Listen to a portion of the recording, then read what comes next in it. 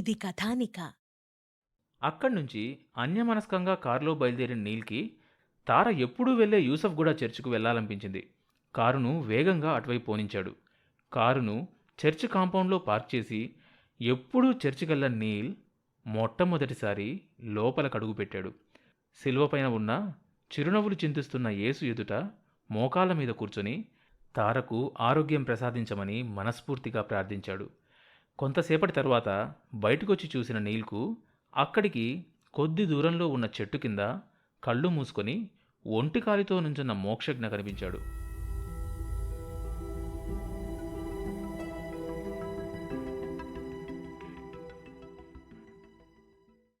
వెంటనే పరిగెడుతూ ఆయన దగ్గరికెళ్ళాడు. నీల్ రాగానే మోక్షజ్ఞ కళ్ళు తెరిచాడు. తార ఆరోగ్యం కుదుటపడుతుంది. నువ్వు చింతించకు.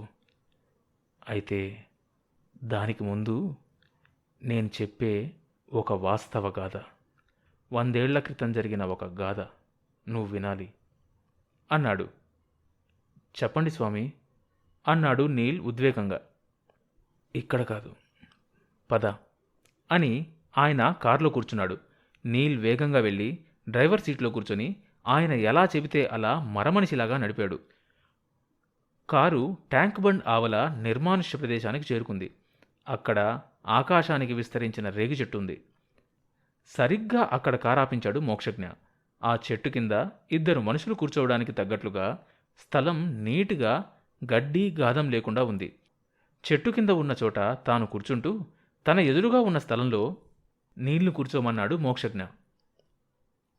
నీల్, నువ్వు కాసేపు నీ మనసును బయట పనుల నుంచి మరల్చుకొని నేను చెప్పేది శ్రద్ధగా విను. ఈ కథ నమ్మశక్యంగా అనిపించకపోవచ్చు, కానీ ఈ కథ మొత్తం నువ్వు వినాలి. అప్పుడే నీకు జరిగిందంతా సవ్యంగా అర్థమవుతుంది అన్నాడు. నీల్ ఏకాగ్రతగా వినడానికి కూర్చున్నాడు. మోక్షజ్ఞ అర్ధనిమీలిత నేత్రాలతో 100 ఏళ్ల క్రితం జరిగిన గాథ చెప్పసాగాడు. నల్లశివపురం అనే ఊరు పచ్చటి పంటలతో, నదులు, చెరువులతో కలకల్లాడుతూ సుభిక్షంగా ఉండేది. వనరులకు లోటులేని, మంచి మనుషులకు కొదవలేని ఊరది.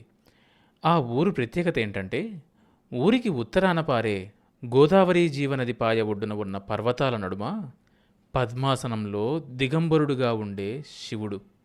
ఆ శివుడు స్వయంభువు అని చెప్తారు.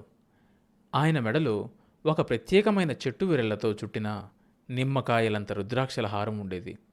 ఆ హారం మధ్యలో సర్వత్రా వెలుగులు చిందుస్తున్న ఒక వజ్రం ఉండేది. నీలకంఠుడి మెడలో ఉన్న ఆ వజ్రాన్ని చూడ్డానికి 2 కళ్ళు చాలేవి కావు. ఆ హార సహిత శివుణ్ణి చూడగానే శరీరంలో అణువణువు రోమాంచితమవడం ఖాయం.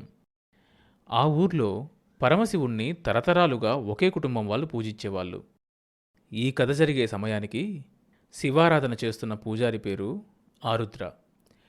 23 ఏళ్ల ప్రాయంలో వంశపారంపర్యంగా వచ్చిన తేజస్సుతో దివ్యంగా ఉంటాడు. అతని తండ్రి మణికంఠ నిష్ఠాగరిష్ఠుడు. శివునికి తన వంతు సేవలు, పూజలు చేశాక ఇంట్లో నిత్యార్చనకు అంకితమై శివుడి బాధ్యతను కొడుక్కప్పగించాడు మణికంఠ. ఆ కుటుంబం అంటే ఆ ఊర్లో వాళ్ళకి ఎంతో గౌరవం. తూ చా తప్పరు. ఆరుద్ర ప్రతిరోజు బ్రాహ్మీ ముహూర్తం నుంచి మధ్యాహ్నం 12 దాకా పూజ చేస్తాడు. తరువాత ఇంటికి వెళ్ళి విశ్రాంతి తీసుకుని మళ్లీ సాయంత్రం 5 గంటల ప్రాంతంలో వచ్చి రాత్రి 10 దాకా పూజాధికాల్లో మునిగిపోతాడు. అక్కడి శివుడు బోళాశంకరుడు. కోరిన కోరికలు ఇట్టే తీరుతాయని ఆ ఊరివారికే కాక పక్కూళ్ల వాళ్లకు కూడా నమ్మకం. నెలకి 2 సార్లు పౌర్ణమిలోనూ అమావాస్యలోనూ శివుడికి ప్రత్యేక పూజలు జరిగే అరుదైన బహిరంగ ప్రదేశమది. పౌర్ణమి నాడు స్వాములు, సిద్ధులు, ప్రజలు పూజలు చేస్తే అమావాస్య నాడు కొంతమంది అఘోరాలు, మాంత్రికులు క్షుద్రపూజలు చేసేవారు. అమావాస్య నాడు మాత్రం ఆరుద్ర కుటుంబం ఉదయం పూజకు వెళ్తుంది కానీ రాత్రి పూజకు వెళ్ళదు. ఇది తరతరాలుగా జరుగుతుంది. ఒకనాడు మధ్యాహ్నం పూజ ముగించి ఇంటిదారి పట్టిన ఆరుద్రకి ఊరివాళ్లు చుట్టూ మూగి ఉండగా మర్రి చెట్టుకు కట్టేసి ఉన్న ఓ 18 ఏళ్ల అమ్మాయిని చూసి ఏం జరిగిందో అని గబరాగా అటు వెళ్ళాడు. ఆరుద్రను చూసిన ఆ ఊరి పెద్ద చంద్రయ్య, అయ్యోరు, ఈమె పేరు టాకిని, మంత్రగత్తె. మనూర్లో కొంతకాలం నుంచి కొన్ని అనుకోని సంఘటనలు జరుగుతున్నాయి కదా. మన రామయ్య ఇంటి దగ్గర తచ్చాడుతున్న ఈమెను గమనించి రామయ్య కొడుకులు పట్టుకొని ఇక్కడ చెట్టుకు కట్టేసి నన్ను పిలిచారు. మనూర్లోనే ఉంటూ మన మీదే ప్రయోగాలు చేస్తున్న ఠాకినీని కాల్చేయమని నేనే పూర్మాయించాను. అలా చేస్తే కానీ వీళ్లకు బుద్ధి రాదు అన్నాడు కోపంగా బుసలు కొడుతూ. ఏ అమ్మాయి, చంద్రయ్య గారు చెప్పింది నిజమేనా అడిగాడు ఆరుద్ర. తప్పండి, నేను మంత్రగత్తెనే కాని ఎవరికీ అపకారం చేయలేదు. మా పూజలు మావి. ఇవాళ అమావాస్య కదా, రాత్రికి శివుణ్ణి పూజించాలని జిల్లేడు పూలు సేకరిస్తూ వెళ్తుంటే పట్టుకున్నారు. చంపేస్తామంటున్నారు. బెదురును మాటల్లో కనబరుస్తూ కళ్ల నుండి అవిరామంగా కన్నీళ్లను స్రవింపజేస్తూ అంది. నీ మాటల్లో నిజాయితీ ఉంటే మన ఊరి శివయ్య మీద ఆనవేయి అన్నాడు ఆరుద్ర. ఆమె కన్నీళ్లు తుడుచుకుంటూ, మనందరినీ కాపాడే మన ఊరి శివయ్య మీద ఆన. నేను నా మంత్రాలతో ఎవ్వరికీ అన్యాయం చేయలేదు అంది. ఆరుద్ర చంద్రయ్య వంక చూసి, విన్నారుగా, ఆమెకి ఏ పాపం తెలియదు. ఒక మనిషిని చంపడం పాపం. అది జన్మ జన్మలకు తగులుకుంటుంది. ఆమెను వదిలేయండి. మీకు అంతగా ఆమె మీద అనుమానం ఉంటే ఇంకోసారి ఊర్లో అడుగు పెట్టకూడదు అని చెప్దాం. ఆ ఊరి వాళ్లకు ఆరుద్ర మాట వేదం కాబట్టి ఏం ఎదురు చెప్పకుండా ఆమెను విడిపించి ఇంకెప్పుడూ ఊర్లో అడుగు పెట్టద్దని గదమాయించి చెప్పి వెళ్ళిపోయారు. ఆరుద్ర రావడం ఆలస్యమయ్యుంటే తను మంటల్లో మాడి మసైపోయేది. తనకి జీవితాన్నిచ్చిన ఆరుద్ర మీద ఠాకినీకి ఆరాధనాభావం ఉప్పొంగింది. ఆరుద్ర కుటుంబం దైవత్వానికి ఎలా అంకితమయ్యారో జిస్వా కుటుంబం క్షుద్రత్వాన్ని అలా అంటిపెట్టుకున్నారు. జిస్వా తండ్రి జింబు మంత్రతంత్రాల్లో ఆరితేరినవాడు. క్షుద్రదేవతలు తొందరగా ప్రసన్నమయ్యి అడిగిన కోరికలు అడిగినట్లుగా తీరుస్తారని వారి గట్టి నమ్మకం. కొడుకు జిస్వాని ఉగ్గుపాలలో క్షుద్ర విద్యలు రంగరించి పోసిపెంచాడు. ఒకనాడు రాత్రి పడుకున్న జింబు ఉదయం లేవలేదు. తండ్రి అచేతన శరీరాన్ని తమ సంప్రదాయం ప్రకారం కొండల మీద రాబందులకు గద్దలకు ఆహారంగా వదిలేశాడు జిస్వా.